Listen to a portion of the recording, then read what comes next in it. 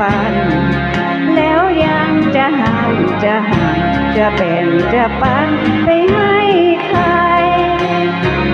เห็นใจฉันบ้างอย่าแบ่งปันและขายใจ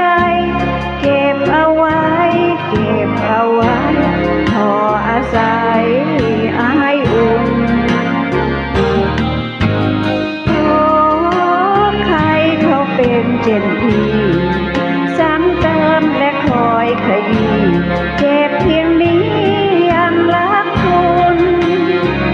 หัวใจมันดื้อบอกว่าใจมันขายคุณโปรดการุณช่วยเพื่อนหนุนนานเหมือนคนไข้หนักที่คอยให้หมอรักษาหมอเองยังกรุณาแผ่ความเมตตาพยาบาลที่เป็นไข้ใจไม่มีใครจะสงสารแบ่งใจนี้เพื่อเป็นทานอย่าประหารอย่างเลือดเย็นโทใจ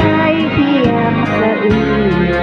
แม้มันจะขมจะเกิดจะเลียดจะคืนก็เหลือเด่น